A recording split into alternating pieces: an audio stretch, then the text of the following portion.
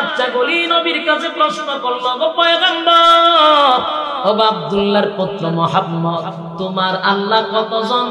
স্পষ্ট মালিক ঘোষণা দেয়, কুল হুয়াল্লাহু আহাদ। নবী আপনি বলুন, আমি আল্লাহ একক, আল্লাহুস সামাদ, আমি অমুকাফিক্কি, লাম ইয়ালিদ ওয়া লাম ইউলাদ, আমি আল্লাহ কারো কাছ থেকে জন্ম নেই নাই, আমি আল্লাহ কাউকে জন্ম দেই নাই। আল্লাহ বলেন, ওয়া লাম ইয়াকুল লাহু কুফুয়ান আহাদ, আমার সমতুল্য কেউ নাই। আমার যুবক ভাইয়েরা, কথাগুলি দিলের কান লাগায় যদি শুনেন, মনোযোগ সহকারে শুনেন, সূরা ইখলাস সাধারণ কোন সূরা না। এই সূরার মধ্যে আল্লাহর সম্মান মর্যাদা আল্লাহ তুলে ধরেছেন। প্রাসঙ্গিক কোন আলোচনা এই সূরার ভিতরে নাই। এই সূরা দিয়ে আল্লাহ আল্লাহর পরিচয় তুলে ধরছেন, শানে এলাহির পরিচয় তুলে ধরেছেন। আমার যুবক ভাইয়েরা, রব্বে কারীমের সূরা নাযিল করিয়া বেঈমানদের কথাগুলি স্পষ্ট জানায়া দিল। শুধু স্পষ্ট 1400 বছর আগে জানাইছে এমনটা নয়, কিয়ামত পর্যন্ত আমার মালিকের অবস্থান মালিক পরিষ্কার করছে, ঠিক কিনা? এই সূরা ইখলাস আল্লাহ মক্কা নগরীতে নাযিল করছে। কোরআনের মধ্যে ব্যতিক্রম একটি সূরা, 112টা সূরা আছে, আর 2টা সূরা আছে কোরআনের মধ্যে ব্যতিক্রম। এর মধ্যে সূরা ইখলাস আর সূরা কাউসার। ব্যতিক্রম কেন বললাম? এই 2টা সূরা আপনি ভালো করে স্টাডি করবেন, দেখবেন এই সূরার ভিতরে প্রাসঙ্গিক কোনো আলোচনা নাই। শানে এলাহি সূরা কাউসার, শানে এলাহি আল্লাহর শান, মান, মর্যাদা নিয়ে যত কথা আছে এই সূরার ভিতরে প্রাসঙ্গিক একটা কথাও নাই, এই জন্য ব্যতিক্রম। সূরা কাউসার শানে রাসূল, রাসূলের শান, মান, মর্যাদা সম্পর্কে আলোচনার বাহিরে একটা কথাও নাই, এই জন্য এই 2টা সূরা ব্যতিক্রম। মক্কা নগরীতে সূরাটা নাযিল হয়েছে। যেহেতু সময় খুব কম, আমাদের হুমায়ুন ভাই দাওয়াত দিছে, তার আর একটা মাহফিল হয় ঢাকা রায়েরবাগ। আমি প্রায় 4 বছর ধরে রায়েরবাগে প্রোগ্রাম করি, ওনার মাহফিলটা আলাদা একটা সম্পর্ক থাকার কারণে তারা না করলেও ভালো যায়, জোর দবস্তুরি করে হইল কেন রাখবো। আমার বাদ মাগরিব সময় দেওয়ার কথা, এরপরও উনি আসতে আমার একটু সমস্যা হয়েছে, এই জন্য এশারের পরে বসে, সময় তারও কম। কিন্তু আমি যতটুকু সময় দেই, আপনাদের হক নষ্ট হবে এতটুকু সময় নষ্ট করবো না ইনশাআল্লাহ। প্রথমেই বলেছি আমি তাফসীরের হাইসিয়তে কথা বলবো। এই সূরাটাকে আমরা 3টা ভাগে যদি ভাগ করি, প্রথম অংশটা আমরা আলোচনা করব কেন নাজিল হলো, নাজিলের কারণ কি, তার প্রেক্ষাপট কি, তার অবস্থান। দ্বিতীয় ভাগে আমরা আলোচনা করব এটা সরল তরজমা। তৃতীয় ভাগে আমরা আলোচনা করব এটার ফজিলত সম্পর্কে। তাহলে এই অল্প সময় যদি আমরা 3 ভাগে আলোচনা করি, তাহলে আপনি নাজিলের কারণও জানতে পারলেন, সরল তরজমাও শুনতে পারলেন, ফজিলত সম্পর্কে আপনার ধারণা হবে ইনশাআল্লাহ। 1 নাম্বার হলো এই সূরাটা কেন নাজিল হলো, কোন প্রেক্ষাপট? প্রেক্ষাপট হলো রাসূল সাল্লাল্লাহু আলাইহি ওয়াসাল্লাম যখন মক্কাতে পদার্পণ করলেন, 40 বছর পরে যখন সমাজের মধ্যে কালেমার দাওয়াত দিতে লাগলো, এই মুহূর্তটা ছিল বর্বরের যুগ, জাহিলিয়তের যুগ, অন্ধকারের যুগ। এরা এমন এক জাতি ছিল যারা এক খোদায়ে বিশ্বাসী ছিল না, বহু খোদায়ে বিশ্বাসী ছিল। সর্বনিম্ন খোদা 360 জন। সকালে সূর্য উঠলে এটা একটা খোদা, চন্দ্র উঠলে এটা আরেকটা খোদা, বড় বটগাছ দেখলে এটা একটা খোদা। মোট খোদার অভাব। এই মুহূর্তে রাসূল বলেন লা ইলাহা ইল্লাল্লাহ, নেই কোনো মাবুদ, এক আল্লাহ ছাড়া। মক্কার মানুষ কয় আমরা 360 জন খোদা, উনি কয় এক খোদা। ঘটনা কি? যখন আল্লাহর রাসূল এক খোদার দাওয়াত দিতে লাগলো, ওই মক্কার মানুষ তখন মানব বন্ধন শুরু করলো, মিছিল মিটিং শুরু করলো, বাধা দেওয়া শুরু করলো, প্রতিবাদ করতে লাগলো যে আমরা মানি 360 জন, মুহাম্মদ দাওয়াত দেয় আমাদেরকে একজনে, এই নিয়ে শুরু হলো আন্দোলন। আন্দোলনের এক পর্যায়ে কোনোভাবেই রাসূলকে থামাইতে পারে না, কোনোভাবেই যখন রাসূলকে থামাইতে পারে না, তখন তারা শীর্ষস্থানীয় যে কিছু নেতা ছিল, যেমন আবু জাহেল মার্কা, আবু লাহাব, উতবা, উতাইবা, যত ধরনের ছিল, সবগুলো এক জায়গায় বসে বৈশাখ আমরা মুহাম্মদের কাছে যাব, জিজ্ঞাসা করব কেন সে এক আল্লাহর দাওয়াত দেয়। তারা গেল রাসূলের কাছে যাওয়ার পরে তারা রাসূলকে জিজ্ঞাসা করলো যে আমরা তো ক্ষুধার অভাব না, এত ক্ষুধা থাকতে আপনি একজনের দাওয়াত দিয়ে কি করবেন? ক্ষুধা তো আমরা বেশি আছে, একজনের দাওয়াত দেন কেন? বরং আপনি আমাদের দলে চলে আসেন, আমাদের দলে ক্ষুধা বেশি, আমাদের দলে ক্ষুধা নাই, সুতরাং আমাদের পাওয়ার বেশি, আপনার পাওয়ার নাই। চিন্তা করেন মাথার কি পরিমাণ গোবর আছে। রাসূল ভাই কোন বক্তব্য দিতে আছেন হেডা কর, তুমি যে এক আল্লাহর দাওয়াত দিও, এক খোদার দাওয়াত দিয়া মাঠে ময়দানে আমাদের বংশের মধ্যে ফাটল সৃষ্টি করতেছো, গুত্রে গুত্রে তুমি মাইল লাগাইতেছো, সারা জীবন মাইনেছি এক ধর্ম, তুমি দাওয়াত দাও আর এক ধর্ম, আবার খুদাও তোমার একজন, এমন বেশি না। এখন আমরা আসছি তোমার সাথে একটা পরামর্শ করার। কি পরামর্শ? যে তোমার খুদা যে তোমার একজন, এই খুদার ব্যাপারে আমরা কিছু জানতে চাই। মূলত তোমার খুদা কয়জন? কয়েকজন, কয়েক সাথী সঙ্গী কয়জন? আরো কিছু দল বল আছে, তোমার খুদার সাথী সঙ্গী কতজন আমরা জানতে চাই। তোমার খুদায় কি করে, কি খায়, কি পড়ে জানতে চাই। তোমার খুদায় বিয়ে শাদী করছে, বাচ্চা কাচ্চা আছে, চিন্তা করে কি প্রশ্ন করে রাসূল? খুদায় বিয়ে শাদী করছে, বাচ্চা কাচ্চা আছে, চিন্তা করে করেটা কি? তোমার খুদার পাওয়ার কি পরিমাণ? এই ধরনের যত বিতর্কিত, যত অযৌক্তিক প্রশ্ন রাসূলের কাছে করা শুরু হয়েছে। তবে আল্লাহ রাসূলের সিস্টেম হলো উনি যা বলতেন ব্যক্তিগত না আল্লাহর পক্ষ থেকে? আল্লাহর পক্ষ থেকে বলতেন। আল্লাহ ভাই সাবধান, আপনি বলেন না, আপনি বলেন না আমি বলবো। তারা আপনারা প্রশ্ন করে আমার সাথী সঙ্গী বলবে, তারা আপনারা প্রশ্ন করে আমি বিয়ে শাদী করছি, আমার নি বাচ্চা কাচ্চা আছে। কারণ এরার যে খুদা, এই খুদা তো নিজের হাতে বানাইছে, আর প্রত্যেক খুদার পিছন দিয়ে একটা করে লাঠি আছে। ঠিক লাঠি ছাড়া খুদায় হারা না। এমন খুদা 360টা বন্দি করে দিচ্ছে খানায় খাবার ভিতরে। আবার খুদা গুলাও উলঙ্গ, উলঙ্গ খুদা বন্দায় চিন্তা করে খুদায় যেহেতু ল্যাংটা, তার আমি খাবার করে কি তার খুদা বলতো ল্যাংটা ওই তো বাজ্ঞা নাউজুবিল্লাহ হবে। বলুন খুদা উলঙ্গ, বন্দায় আবার তোয়াপ করতো উলঙ্গ হইয়া। এটা কি পরিমাণ মাথা পড়ছে। এই জায়গাতে রাসূলকে প্রশ্ন করে যে আপনার খুদা কয়জন, সাথী সঙ্গী আছে, খায় নিতে, ঘুমায় নি, বিয়ে শাদী করছেন, বাচ্চা বাচ্চা আছে, এটা কিতা করে? এই হলো প্রশ্ন। তাদের এই মূর্খ জবাবের দেওয়ার জন্য, তাদের এই অযৌক্তিক প্রশ্নের উত্তরে, এই প্রেক্ষাপটকে কেন্দ্র করে, এই অবস্থার পরিপ্রেক্ষিতে আল্লাহ তখন সূরা ইখলাস নাযিল করে। আপনারা লাগা সুবহানাল্লাহ আসেনি? এটা কোন সময় পড়েন? ঠাডা বললে কইবার হইলে কইয়া লইবে না? চিন্তা করে আছে যে বক্তা শুরু ওহন তো শুরু হয়ে লাভ নাই, বড় বক্তা শুনে কইবে সুবহানাল্লাহ বলে আমার লাভ না। আপনারা আশ্চর্যজনক কথা শুনলে সুবহানাল্লাহ বলতে হবে। সম্মানিত সুধী, এই যে প্রেক্ষাপট, এই অবস্থার পরিপ্রেক্ষিতে সূরা ইখলাস নাযিল, যেটাকে তাফসীরের ভাষায় বলা হয় শানে নুজুল, নাযিল হওয়ার কারণ। তাহলে আমরা কয় ভাগে ভাগ করছি? কয় ভাগ হইল? এক ভাগের আলোচনা হইল নাযিলের মূল কারণ।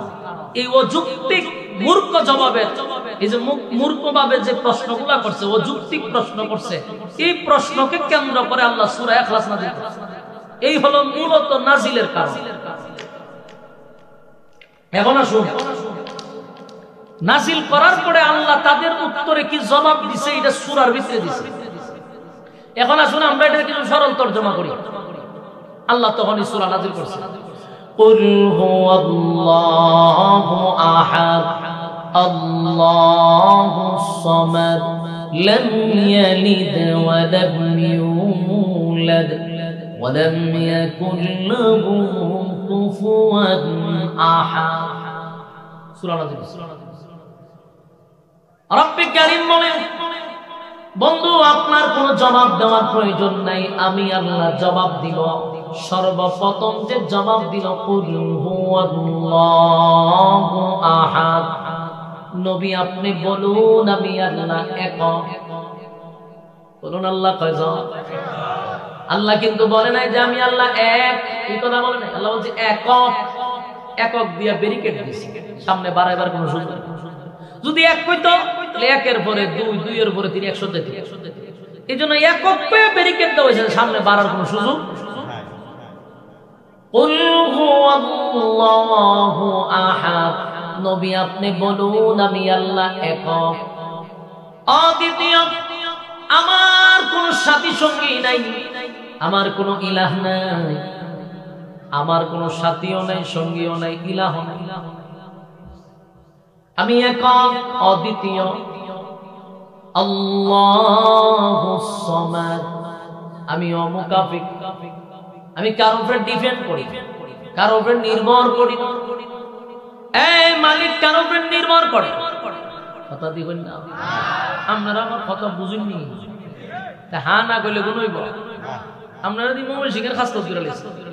হ্যাঁ, কুমিল্লার মানুষ, সচেতন মানুষ, সালাকের জগতে আপনারা বাস করে। কুমিল্লার মানুষ এত সালাক মানুষ, বাংলাদেশের কোন জেলার মানুষ এত সালাক মানুষ বেচা খানা হয়।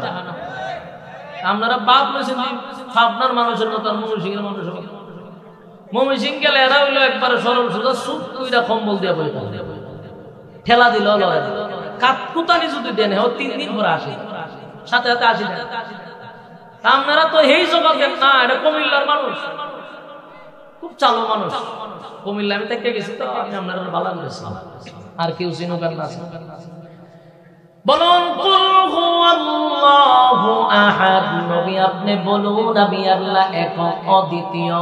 আল্লাহুস সামাদ, আমি কারো উপরে ডিপেন্ড করি না, আমি কারো মুকাফিক না, আমি কারো উপরে ডিপেন্ড করি না, আমি কারো উপরে নির্ভর করি না। আল্লাহুস সামাদ, আমি কারো উপর নির্ভর করি না। এরপর আল্লাহ বলেন লাম ইয়ালিদ ওয়া লাম ইউলাদ। বেঈমানরা বলেন আপনার আল্লাহ বিয়ে শাদী করছেনি, আপনার আল্লাহর বাচ্চা কাচ্চা আসেনি। বেঈমানরা প্রশ্ন করে রাসূলের কাছে, আপনার আল্লাহ কয়জন? আল্লাহ কয় কুল হুয়াল্লাহু আহাদ, নবী বলুন আমি একক। আপনার আল্লাহ কি করে, কেমনে খায়, কেমনে চলে? আল্লাহ কয় আল্লাহুস সামাদ। এই আমি কারো উপরে মুকাফিক কি নয় গো। এরপরে তারা প্রশ্ন করে আপনার আল্লাহর বাচ্চা কাচ্চা আছে? আল্লাহ কয় লাম ইয়ালিদ ওয়া লাম ইউলাদ, আমি আল্লাহ কারো কাছ থেকে জন্ম নেই নাই, আমি আল্লাহ কাউকে জন্ম দেই না। বলুন আল্লাহ কি জন্ম নেয়, জন্ম দেয়? কথা বলেন না। মালিক কারো কাছ থেকে জন্ম নেয় নাই গো, মালিক কাউকে জন্ম দেয় নাই। লাম ইয়ালিদ ওয়া লাম ইউলাদ, আমি আল্লাহ কারো কাছ থেকে জন্ম নেই না, আমি আল্লাহ কারো কাছ থেকে জন্ম দেই নাই, কাউকে জন্ম দিও নাই। ওয়া লাম ইয়াকুল লাহু কুফুয়ান আহাদ, আমার সমতুল্য আর কেউ না। বলুন আল্লাহর সমতুল্য কেউ আছে? আসমান জমিন সূর্য চন্দ্র গ্রহ নক্ষত্র যা দেখি যা দেখি না, এগুলা সব যার হাতে পরিচালনা, যিনি করেন উনি কে? ওনার সমতুল্য কেউ আছে না, মালিকের সমতুল্য কেউ না। রব্বে কারীম বলেন লাম ইয়ালিদ ওয়া লাম ইউলাদ, আমি কারো কাছ থেকে জন্ম নেই নাই, জন্ম দেই নাই। ওয়া লাম ইয়াকুল লাহু কুফুয়ান আহাদ, আমার সমতুল্য কেউ নাই। এই বেঈমানরা যে প্রশ্ন করছিল, প্রশ্নের জবাব পাইছে রে। এরপরও তাদের অনেক প্রশ্ন ছিল, আপনার আল্লাহ কি ঘুমায়নি? আপনার আল্লাহর ঘুমে ধরে? ক্লান্ত আসেনি, শরীরটা ক্লান্তি হয়, ঘুম আসেনি, তন্দ্রা আসেনি, আমার মালিকের এইগুলা নিয়ে তারা প্রশ্ন করে। আল্লাহ বলেন আল্লাহু লা ইলাহা ইল্লা হুয়াল হাইয়ুল কাইয়্যুম লা তাখুযুহু সিনাতুন ওয়া লা নাওম। রব্বে কারীম বলেন, আমি মালিকের ঘুম নাই, আমি মালিকের তন্দ্রা নাই গো, ঘুমও নাই, তন্দ্রাও নাই, ঘুমও নাই, তন্দ্রাও নাই। আল্লাহ কি ঘুমায়? মালিকের তন্দ্রা আছে। তন্দ্রা মানে জীবাণু, অঙ্গাণু, আল্লাহর কোনটাই নাই। মালিক যদি ঘুমায় তাহলে পৃথিবী থাকবে না, বিশ্ব পরিস্থিতির পরিসমাপ্তিটা ঘটে যাবে। মুসা আলাইহিস সালাম একবার এইভাবেই ভাবতেছিল যে মনে হয় আল্লাহর ক্লান্তি লাগে না, আমার মালিকের কি একটু তন্দ্রাও আসে না, আমার মালিকের কি ঘুমেও ধরে না। মনে মনে ভাবতেছিল, এটা প্রকাশ্যে না, মুখ দিয়া না, মনে মনে মনে মনে কল্পনায় মুসা নবীটা ভাবতেছিল। হঠাৎ করে সামনে দেখে জিব্রাইল সামনে খাড়া। জিব্রাইল কয়, মুসা নবী ঘুমাইয়া ঘুমাইয়া কি ভাবতেছেন? আমার আল্লাহর ঘুম নাই, আমার আল্লাহর তন্দ্রা না, এটাকে আপনি ঘুমাইয়া ঘুমাইয়া ভাবেন? মুসা নবী বলেন, আমি মনে মনে কল্পনায় এটা ভাবতেছিলাম। আমার মনের খবরটা কেমনে জানলি রে জিব্রাইল? জিব্রাইল বলেন, আমি জানার ক্ষমতা নাই, আমার মালিক আমারে জানাইছে। মুসা নবী বলেন, এখন আমার উপরে কি বিপদ আসতে পারে, কি আইন আসতে পারে? জিব্রাইল কয়, কোনো অসুবিধা নাই, শুধু দুইটা হাতে গ্লাস লইয়া দাঁড়ায়া থাকবেন, এটা আপনার শাস্তি। দুই হাতের তালুতে দুইটা গ্লাস লইয়া দাঁড়ায়া থাকবেন, বসতেও পারবেন না, দাঁড়াইতেও পারবেন না, শুইতেও পারবেন না। মুসা নবী কয়, কতক্ষণ? কয়, জানি না কতক্ষণ, এটার কোনো টাইম নেই। মুসা নবী হাতে পানি লইয়া ঘন্টার পর ঘন্টা দাঁড়ায় আছে, ঘন্টার পর ঘন্টা দাঁড়ায় আছে, জিব্রাইলও আসে না, মুসা নবীও বসতে পারে না। সারা দিন যখন চলে যায়, দাঁড়ায় থাকতে থাকতে বলুন না একটু ক্লান্ত আসে কিনা? শরীরটার মধ্যে ক্লান্তি চলে আসছে। মানুষের শরীর যখন ক্লান্ত হয়ে যায়, বলুন তো দেখি তার শরীরে কিসে ধরে? ঘুমে ধরে। মুসা নবীরও ঘুমে ধরছে, কিন্তু দাঁড়াইয়া তো ঘুমে ধরে না রে, ঘুমের বাবে ধরে। কথা কইনা দি বলুন, দাঁড়াইয়া কি ঘুমে ধরে না ঘুমের ভাবে ধরে? ঘুমের বাবে ধরছে, কিন্তু ঘুমাইতে পারে না। ঘুমের বাবে ধরলে দেখুন শরীর রং পড়ে, ঠিক নেই, শরীর টইলা। মুসা নবীর বাবে ধরার সাথে সাথে যখন এইভাবে জাকুনি মারছে, হাতের গ্লাস হাতে নাই, সব মাটিতে। পানিও পড়ল, গ্লাসও বানল, জিব্রাইলও আয়া হাজির হইল। মুসা নবীর দিকে তাকায়া বলেন, এ পয়গম্বর, আমি না আপনাকে বলেছি গ্লাস ভাঙতে পারবেন না, পানি পড়তে পারবে না, গ্লাস দিয়ে ভাঙলেন, পানিও পড়ল, ঘটনা কি? মুসা নবী কয়, গ্লাস ভাঙার পরে তুমি আসার সময় হয়েছে, সারাদিন দেখে রইলাম, শোয়াইলাম না কেন? কয় অর্ডার আছে? মুসা নবীর জিগায়, আপনি গ্লাস ভাঙলেন কেমনে? আমার ঘুমে ধরছিল। জিব্রাইল জিগায়, কতক্ষণ ঘুমাইছেন? মুসা নবী কয়, বেটা ঘুমাইতাম কোন সময়, আমি তো এক সেকেন্ড তো ঘুমাই নাই, তুই ভাঙলেন কেমনে? ঘুমের ভাব ধরছে। কিতায় ধরছে?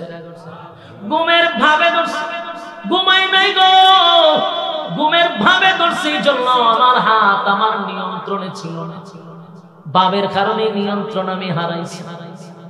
এবার জিব্রাইল কয়, এ পয়গম্বর মুসা, মনে মনে মনে মনে কল্পনায় ভাবছিলেন, আমার আল্লাহর ঘুম আসেনি, তন্দ্রা আসেনি। মনে মনে মনে মনে আমার আল্লাহ আপনার উত্তর দিয়া দিল। চিন্তা করে দেখেন, আপনার হাতে মাত্র দুইটা গ্লাস ছিল, ঘুমানোর নাই, ঘুমের ভাব আসার কারণে গ্লাসের নিয়ন্ত্রণ আপনি হারাইছেন। আর আমার মালিকের হাতে 7 আসমান, 7টা জমিন, সূর্য, চন্দ্র, গ্রহ, নক্ষত্র, পাহাড়, পর্বত, সাগর নদী নালা খাল বিল কীট পতঙ্গ যা দেখি না বলুন তো দেখি সব কার হাতে?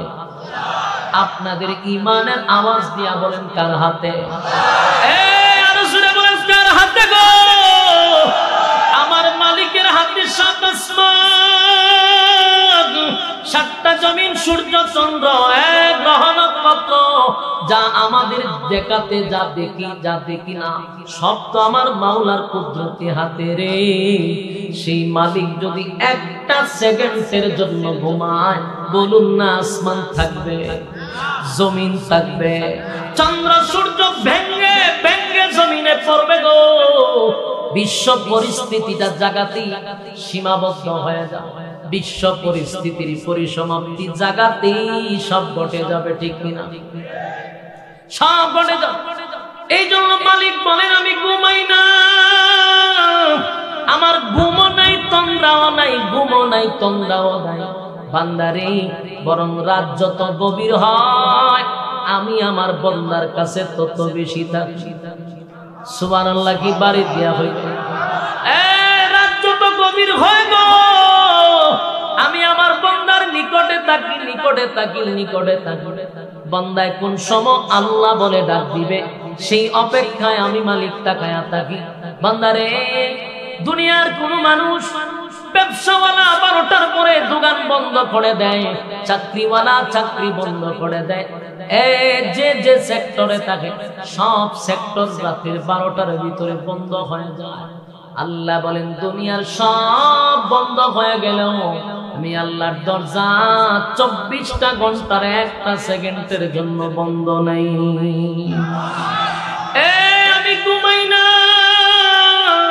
আমি আল্লাহর ঘুম নাই তন্দ্রা নাই। এই জন্য আল্লাহ বলেন লা তাখুযুহু সিনাতুন ওয়ালা নাওম।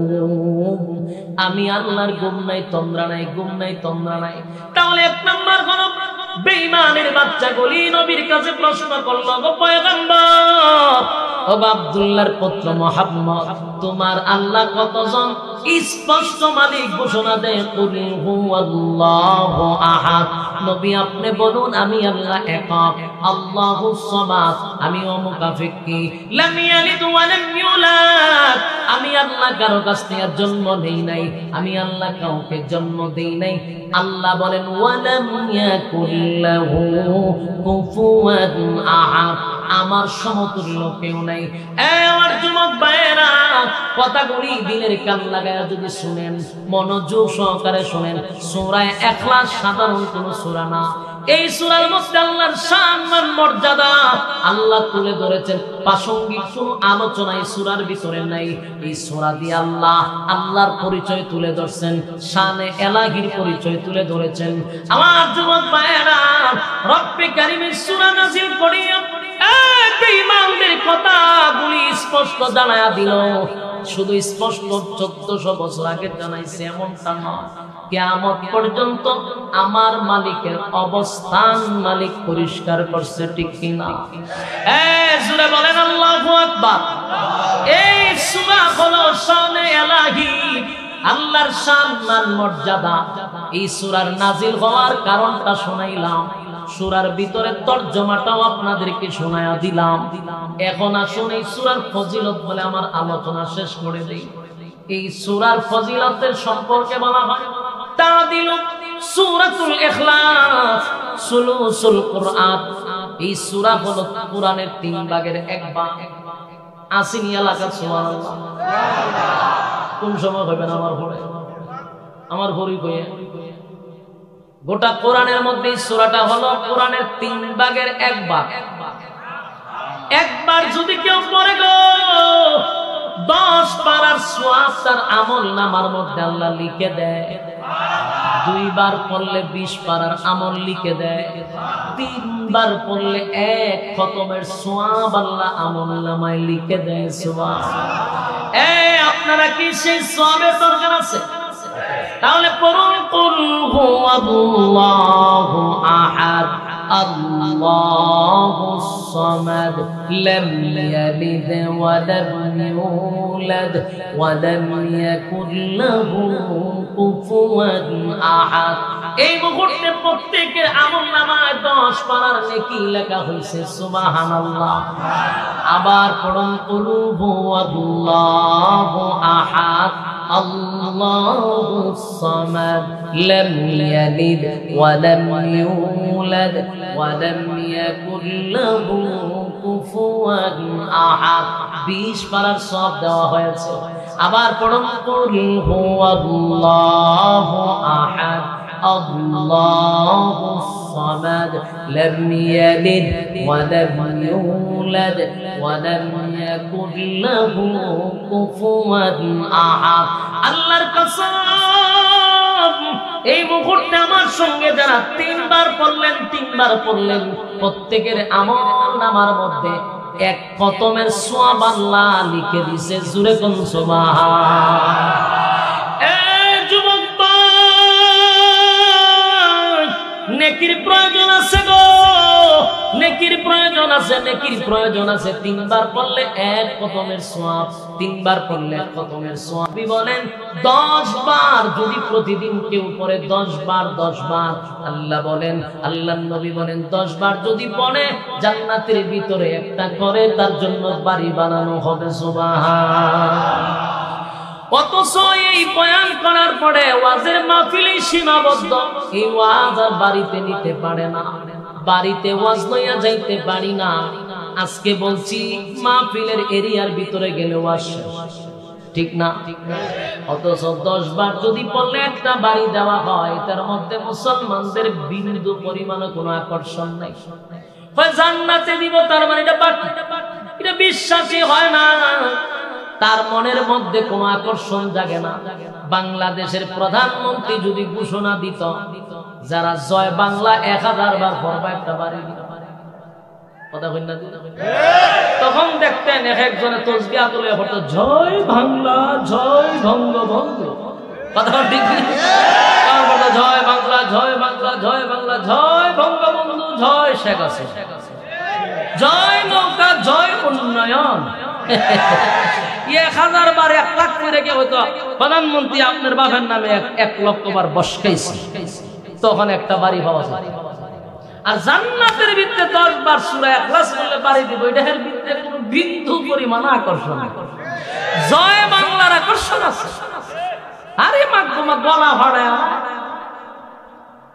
আল্লাহ বলেন জান্নাতের ভিতরে বালাখানা দেওয়া হবে, এটার মধ্যে আকর্ষণ তাদেরই থাকবে যাদের ঈমান ভরপুর আছে, যাদের ঈমানি জজবা আছে, যারা জান্নাত যারা তালাশ করে তাদেরই এই জান্নাতের নিয়ামত পাওয়ার আকর্ষণ আছে। কথা হয় না? এই দিনের কান লাগায় শুনেন গো, নেকির প্রয়োজন আছে না নাই? কথা হয় না? নেকির প্রয়োজন, নেকির প্রয়োজন, নেকির প্রয়োজন। কিয়ামতের মাঠে একটা নেকি আপনাকে কেউ দিবে না। এটা মা হোক, বাবা হোক, দাদা হোক, দাদি হোক, নেতা হোক, খেতা হোক, কেউ একটা নেকি দিয়ে আপনার সাহায্য করবে না। এই কথাটা আমার আল্লাহ কোরআনে বলেন ইয়াউমা ইয়াফিরুল মারউ মিন আখিহি ওয়া উম্মিহি ওয়া আবি ওয়া সাহিবাতিহি ওয়া বানি। কিয়ামতের ময়দানে মা তার সন্তানকে অস্বীকার করবে, চিনার পরে অস্বীকার করবে। কেন জানেন?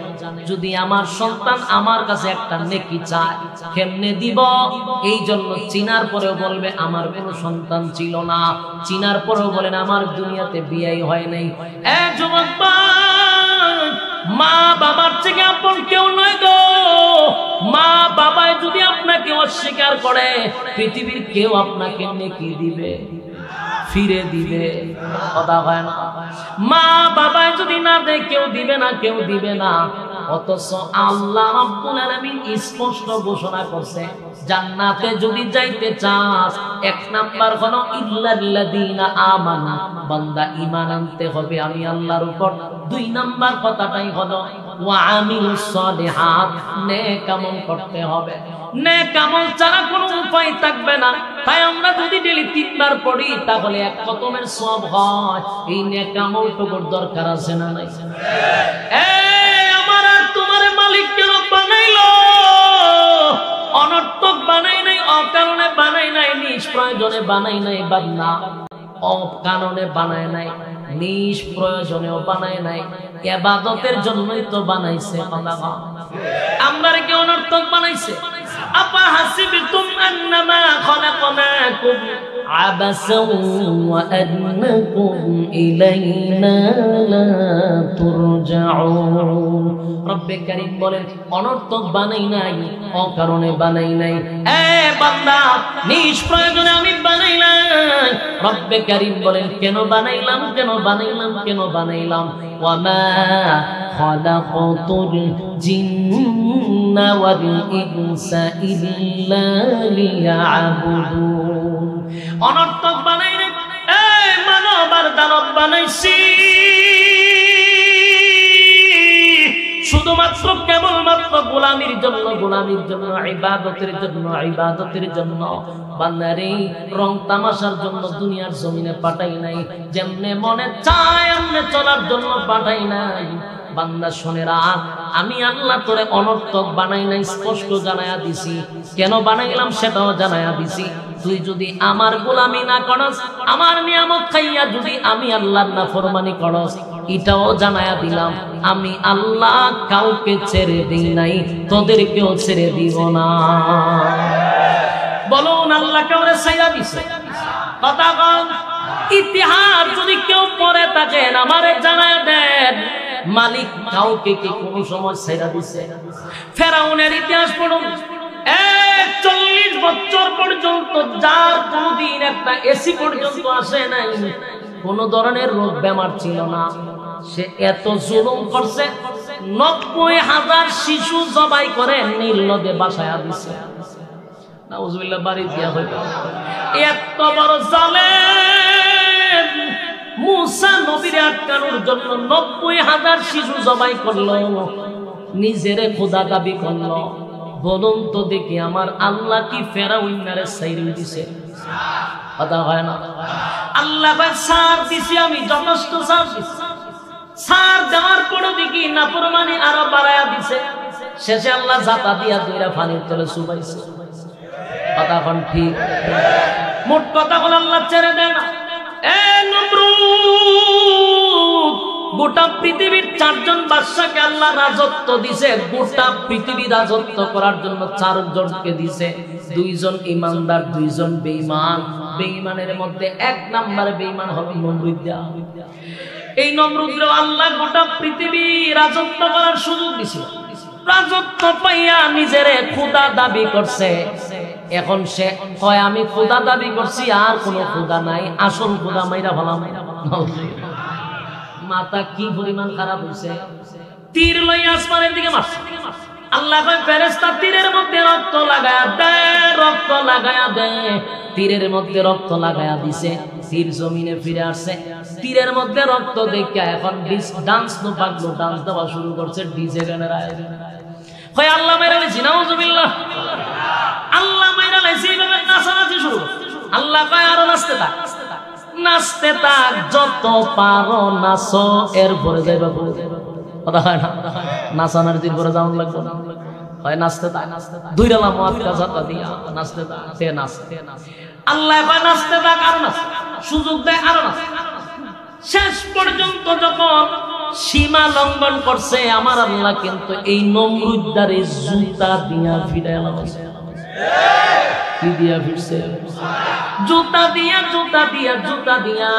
ইতিহাস থেকে শিক্ষা গ্রহণ করো। যারা অতিরিক্ত করছে, অতিরিক্ত করছে, জুলুম করছে, নির্যাতন করছে, কাউরে ছেড়ে দেয় নাই। ক্ষমতা দিয়া মালিক ক্ষমতা মাঝে মধ্যে পরীক্ষা করে। ক্ষমতার অপব্যবহার যারা করে আমার আল্লাহ কয় অতীত থেকে শিক্ষা গ্রহণ কর।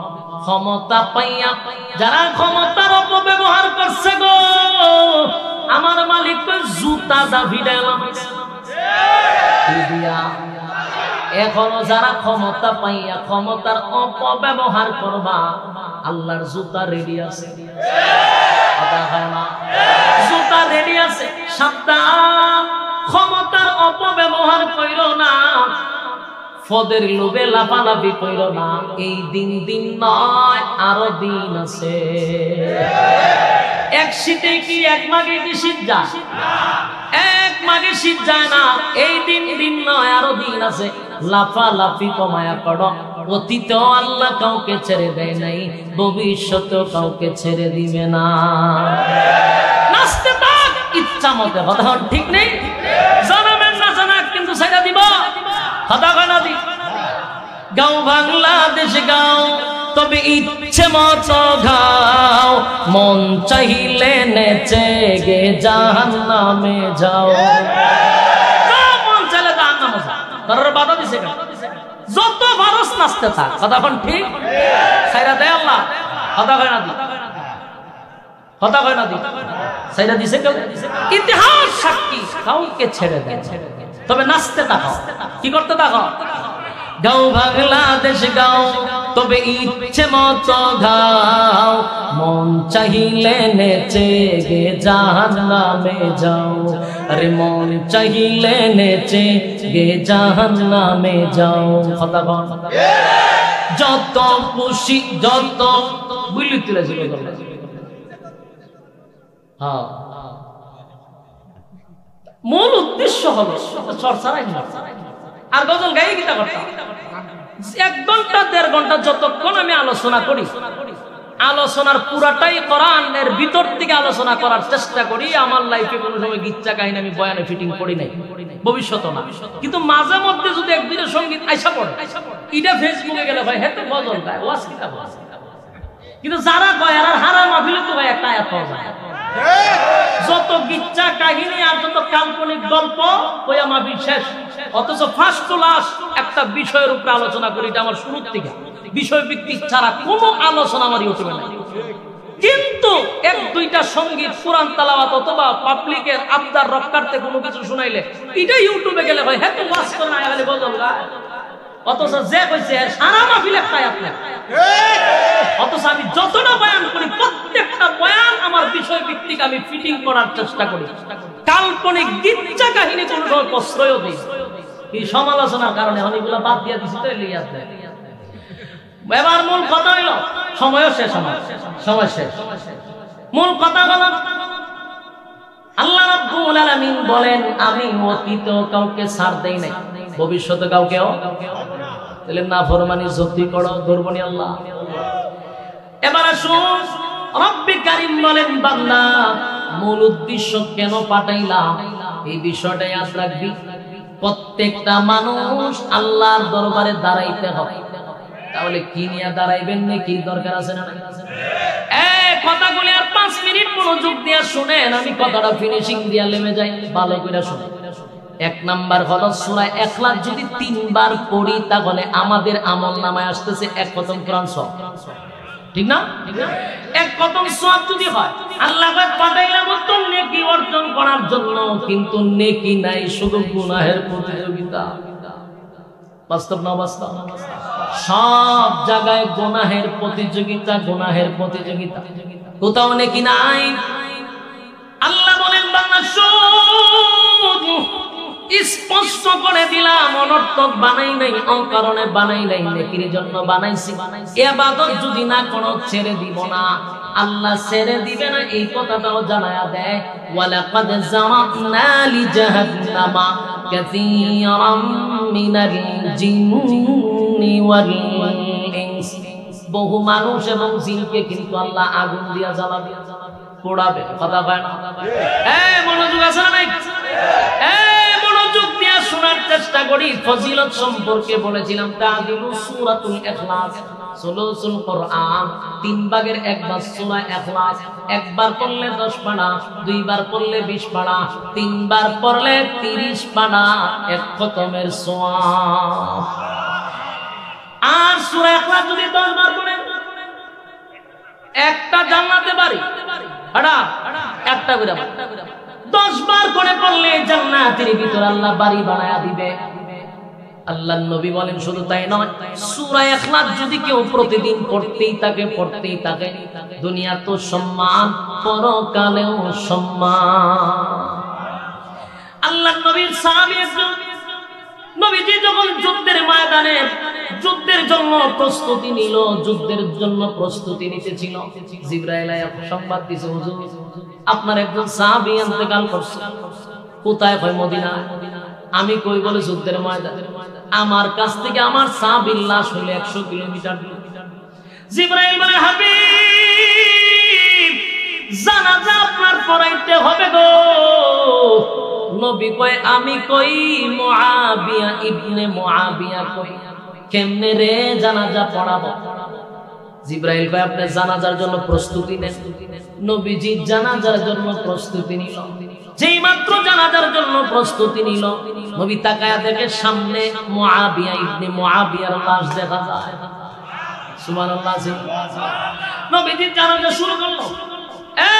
জানাজার নামাজ যখন পড়ানো শেষ করে দিল, পয়গম্বর তাকায়া দেখে আকাশটা মেঘাচ্ছন্ন হয়ে গেছে, অন্ধকার হয়ে গেছে। পয়গম্বর জিজ্ঞাসা, জিবরাইল জানাজার আগেও দেখলাম আকাশটা মেঘাচ্ছন্ন ছিল না, প্রচন্ড রৌদ্র ছিল, ঘটনা কি? আকাশটা হঠাৎ করে মেঘাচ্ছন্ন হয়ে গেল। জিবরাইল কয়, নবী গো, আকাশ তো মেঘাচ্ছন্ন হয় নাই, আপনার এই মুআবিয়া ইবনে মুআবিয়ার জানাজা এই পরিমাণ ফেরেশতা আছে, ফেরেশতাদের কারণে সূর্যের আলো ভালো করে দেখা যায় না। সুবহানাল্লাহ। তাহলে আল্লাহর নবী জিগায়, কি এমন আমলের দ্বারায় আমার সাহাবীর এত সম্মান আর মর্যাদা? কি এমন আমল করছে? খবর নিয়ে জানা যায়, এই মুআবিয়া ইবনে মুআবিয়া প্রতিদিন সূরা ইখলাসের আমল করত। জোরে কোন সুবহানাল্লাহ। তাহলে সূরা ইখলাসের দ্বারা দুনিয়া আখিরাতের সম্মান আর মর্যাদা আল্লাহ বাড়ায়া দেয়। কথা হয় না? প্রতিদিন কয়বার? কমপক্ষে উপরে 10 বার, যদি পারি 100 বার, সর্বোচ্চ ইনশাআল্লাহ। হ্যাঁ, জোরে কোন কারা কারা বলবেন? আত্মীয় দেখায় দেন। লিল্লাহি তাকবীর, লিল্লাহি তাকবীর। কমপক্ষে 3 বার। কয়বার? কমপক্ষে 3 বার, 10 বার, 100 বার যদি পারি প্রতিদিন পড়তে থাকবে, আল্লাহ দুনিয়া আখিরাতের ইজ্জত আর সম্মান বাড়ায়া দিবে। আল্লাহ রাব্বুল আলামিন বললে ওয়ালা, শুনলে ওয়ালা, উভয়কে সহিহ আমল করার তৌফিক দান করুক। সকলে বলে আমিন। মাশাআল্লাহ, আপনাদের কাঙ্ক্ষিত মেহমান আপনাদের কাছে চলে আসছে, মোজাম্মেল হক সাইদ। মাশাআল্লাহ, তরুণ আলোচক চমৎকার আলোচনা করে। আপনারা বসুন, ইনশাআল্লাহ বয়ান শুনে তারপরে যাবেন।